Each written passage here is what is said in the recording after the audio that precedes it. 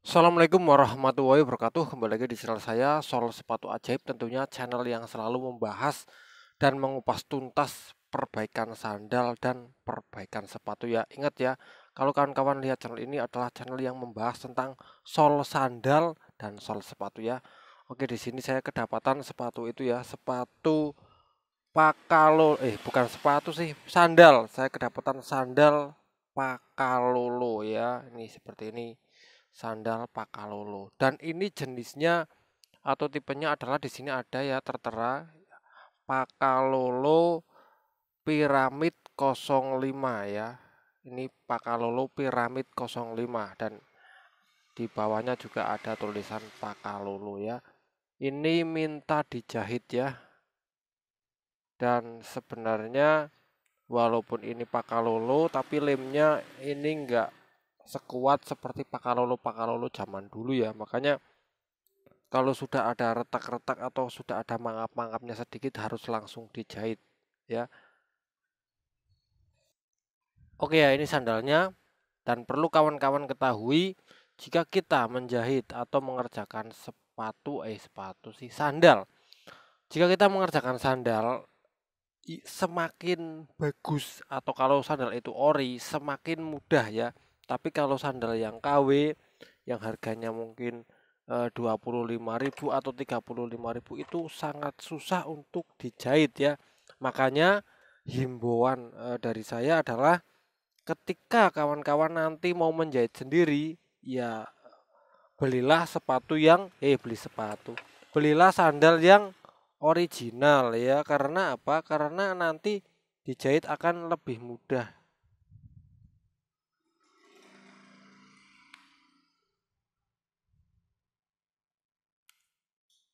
Karena intinya yang original itu nanti dijahit akan lebih mudah.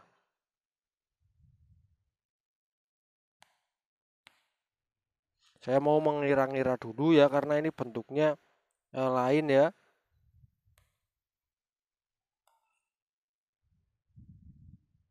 Jadi nanti saya ketika menjahit biar tidak kesulitan ya.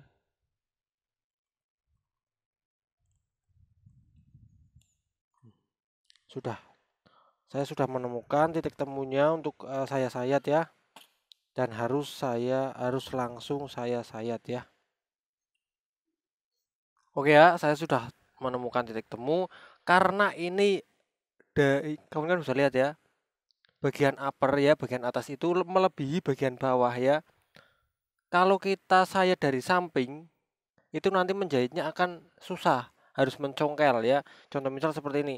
Kalau kita sayat dari samping, itu menjahitnya kita harus mencongkel ya, harus mencongkel seperti ini ya, agar nanti tepat di bagian atas ini. Kalau tidak dicongkel nanti dia akan tembus tengah sini ya, nggak bagus. Makanya kalau menemukan upper atau bagian atas yang melebihi bagian bawah seperti ini ya, bagian atasnya melebihi bagian bawah, kita dari bawah sini ya, dari bawah jadi bisa nanti lurus ke atas ya, jadi bisa lurus. Dan ini saya mau set, wah ini tertusuk apa nih dia? Nah ini ya, ini kalau nggak pakai sandal kakinya sudah bolong nih kena ini. Oke, akan saya coba sayat dari bagian mana? Dari bagian bawah ya betul. Dari bagian bawah ya, sini. Karena apa? Karena kalau dari bagian nggak bawah, kalau dari bagian samping nanti susah menjahitnya ya. Kita harus jeli melihat tipe atau melihat bentuk sandal ya agar ketika menjahit itu kita pas atau tepat ya.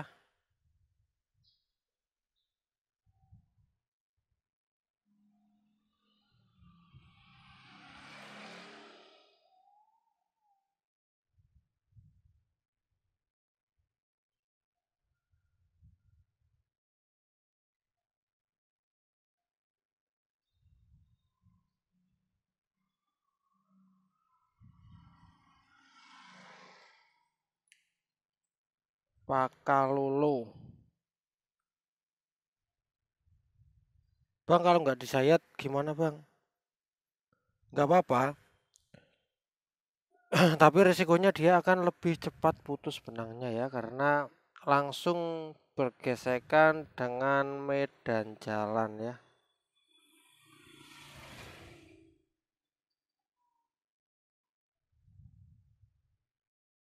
Nah ini ya sudah tersayat semua, dan hasil sayatannya pun harus lurus seperti ini ya. Ini ya harus lurus seperti ini. Dan di sini saya mau mulai menjahit ya. Ini benar-benar krusial nih. Ketika waktu menjahit, saya mulai dulu coblos dulu dari bagian sini ya. Langsung tembus atas. Ya, langsung tembus atas. Dan apa? Kita ini ada warna coklat ya. Dan di sini kita harus jeli warna coklat apa yang cocok ya. Ada warna coklat ini ya. Ini paling cocok menurut saya ya. Ini paling cocok menurut saya. Ada warna coklat lebih muda, ini kurang cocok ya. Ini lebih muda warnanya. Nah, ini ya. Ini dia warnanya lebih muda, ini lebih pekat, dan ini yang lebih pekat lagi ya.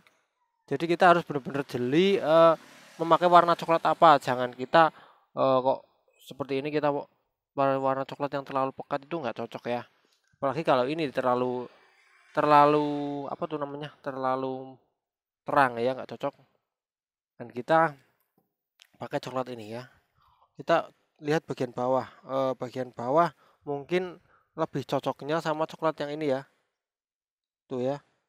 Bagian bawah karena gelap ya, lebih cocok dengan coklat yang ini. Bisa lihat ya, bagian bawah. Ini kelihatan terang ya. Berarti nanti bagian bawah kita harus memakai coklat yang lebih gelap. Jadi nggak boleh asal ya, agar hasilnya tuh menyatu dengan sepatunya. Karena pilihan warna yang tepat itu akan memberikan kesan jahitan kita terlihat lebih rapi ya. Ini saya mau sambungkan. Dan ini sudah saya sambungkan ya, ini ya. Dan sambungannya ini harus masuk ke bagian tengah-tengah. Nah ini ya, sambungannya sudah masuk. Ini ya, beda. Bawah pakai benang yang lebih pekat, atasnya pakai yang lebih terang ya. Saya memakai dua warna ya. Atau kawan-kawan kalau nggak ada warna ini bisa pakai warna hitam ya. Nah, kita ukur dulu agar nanti nggak terlalu panjang sisa benangnya.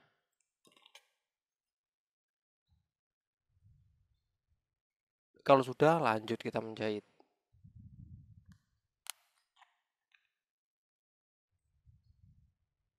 Untuk ukuran spasi biasa ya, 0,7 dan 0,6 cm sampai 0,7 cm ya. Nggak usah terlalu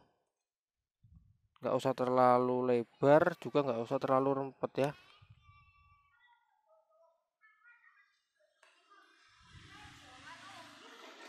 Dan ketika menjahit itu ada dua cara mencantolkan ya. Ada mencantolkan, ini sudah pernah saya bahas ya. Ini mencantolkan dari depan. Jadi kalau dari depan adalah seperti ini, melingkar seperti ini ya. Ini dari depan. Nah, seperti ini. Eh, kalau ini dari belakang, ini anggap saja ini dari luar ya. Ini dari luar seperti ini. Nah, ini dari luar. Saya praktekkan lagi yang dari luar ya. Ini dari luar seperti ini.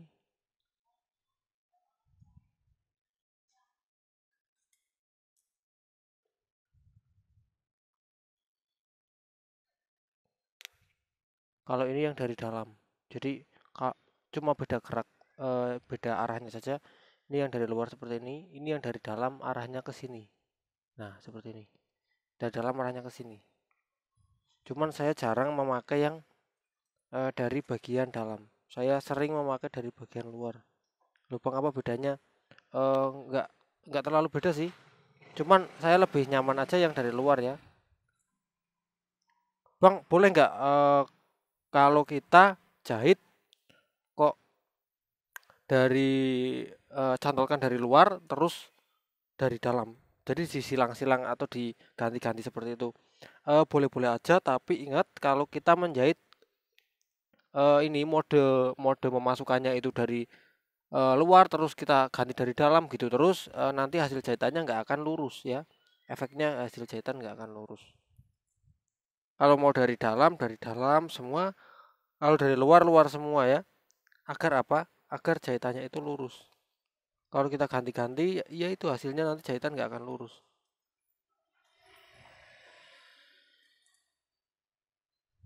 Bang lah kekuatannya gimana kalau kita ganti-ganti? Nggak masalah, sama-sama kuat. Cuman bedanya hasilnya saja yang nanti kurang kurang rapi.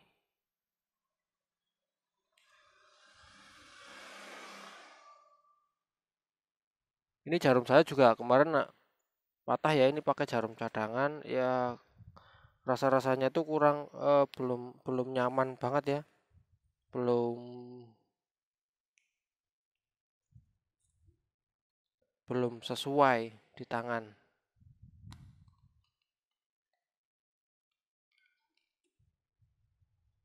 Kadang ada yang seperti ini ya, susah, kalau susah ditarik kita lepaskan lagi ya, kita ulang lagi ya, karena kalau kita tarik tarik terus nanti yang jelas eh, jarumnya bisa patah atau enggak, malah rusak benangnya.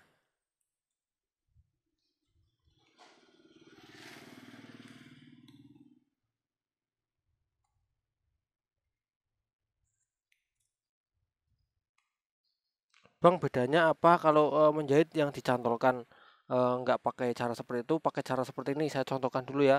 Kita menjahit dengan cara dibuat lingkaran seperti ini ya. Kita tarik benangnya dibuat lingkaran terus dicantolkan seperti ini tuh bedanya apa sih Bang? Apa ada perbedaan yang signifikan? Sebenarnya kalau kita menjahit dengan cara seperti itu, dengan cara dilingkarkan ya, dengan cara benangnya dilingkarkan seperti ini. Nah, seperti ini. Itu nggak masalah sih, malah justru membuat apa tuh namanya, kelebihannya tuh membuat jarum kita lebih awet karena jarum kita nggak kena gesekan sama sama si benangnya ya.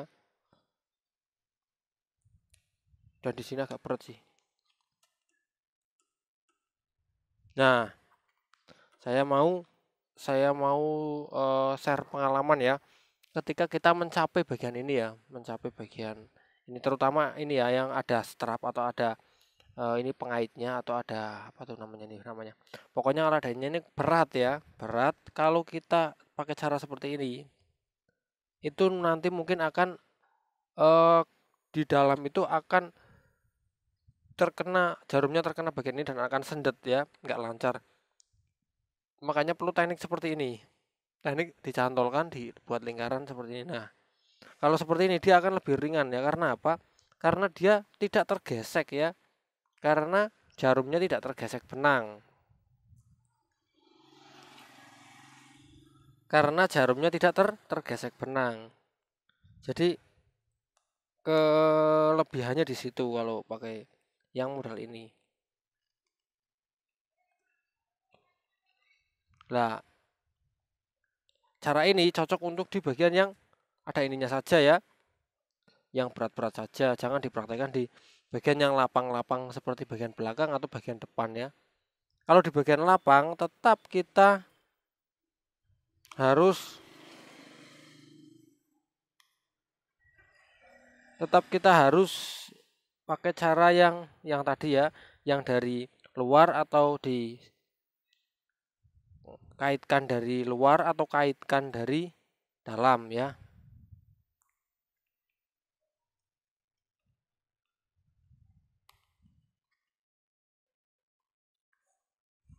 Kalau di tengah seperti ini kita bisa model kait lingkar ya, kait yang melingkar. Dibuat lingkaran agar jarum kita nggak cepat cepat patah.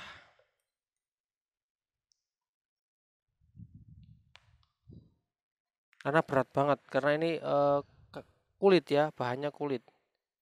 Dan ingat ya ketika kita buat melingkar seperti ini, kasih sisa bahan yang agak lumayan banyak karena bisa agar bisa dia ditarik mudah ya.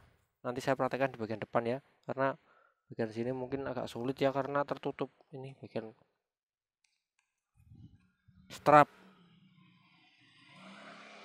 Nih, berat. Kita ulangi lagi karena ini berat ya. Ini sangat berat, kita pakai pelumas ya. Nah, ini mungkin sudah ringan.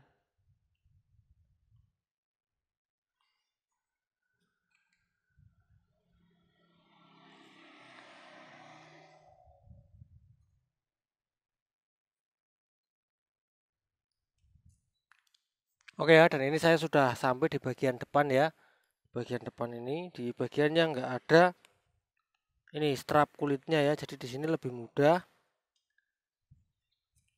Dan seperti yang saya bilang tadi, saya sering menggunakan yang ini ya, dari luar seperti ini ya.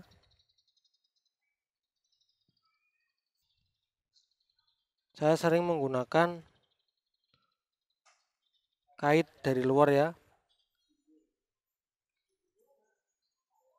Saya jarang menggunakan kait dari dalam seperti ini. Tapi nggak apa-apa.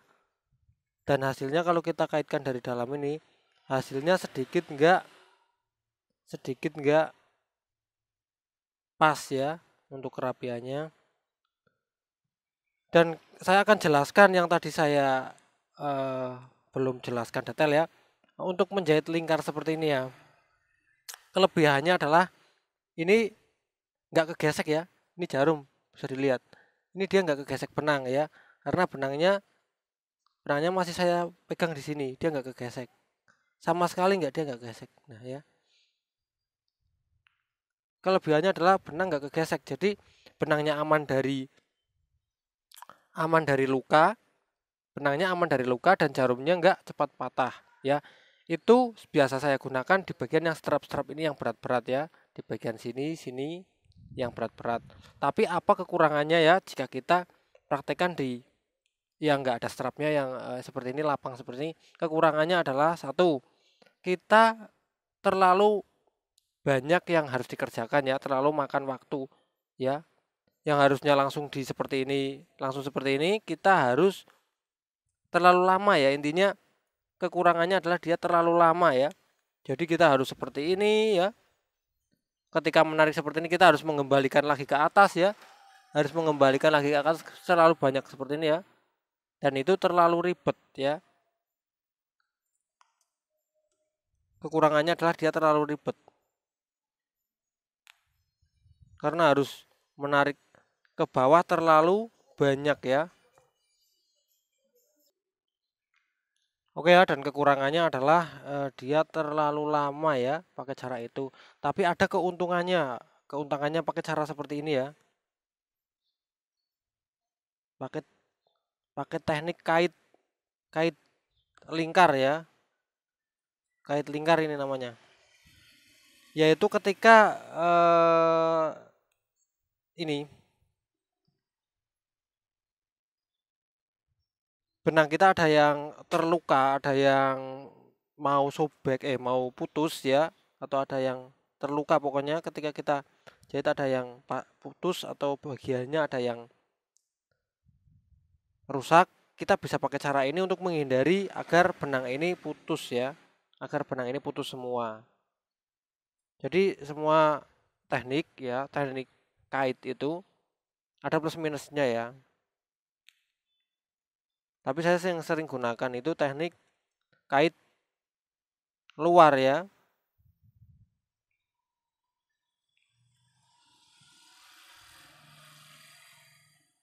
Daripada teknik kait dalam, saya sering menggunakan teknik kait luar.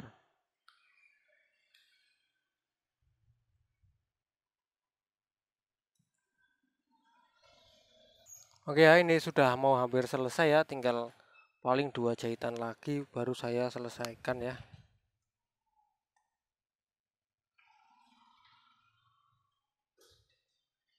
Dan ini tinggal 1 jahitan lagi ya. Baru saya talikan ya. Ini ya, bagi kawan-kawan yang penasaran dengan gimana saya menali terakhirnya ya ini ya.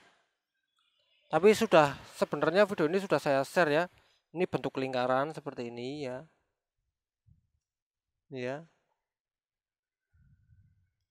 Lingkaran seperti ini kita masukkan, kita buat lingkaran lagi, kita mau masukkan dari belakang ya. Kita talikan seperti ini ya, tali biasa ya. Intinya kita talikan biasa seperti ini. Ya, kan bisa lihat ya. Talikan biasa seperti ini, ditali dan kita masukkan lagi biar. Nah, seperti ini ya. Intinya ditalikan seperti ini ya. Ini ditalikan biasa ya. Seperti ini bentuknya, dan kita tarik biar di dalam ya. Nah, ini sudah saya tarik, sudah di dalam, tinggal kita menggunting bagian belakang, bagian bawah dan bagian atas. Terus kita kita masukkan sisa benangnya, dan ketika memotong jangan dipres ya, kita sisain agar simpulan kita lebih kuat ya, dan tidak mudah untuk lepas. Dan ini hasilnya ya, seperti ini ya, ini hasilnya. Jadi memakai benang yang warnanya sesuai, jadi nggak terlalu terlihat banget ya, apalagi di bagian bawahnya ya. Bagian bawahnya karena saya memakai benang-benang yang warnanya sesuai, jadi seperti ini ya, nggak terlalu terlihat.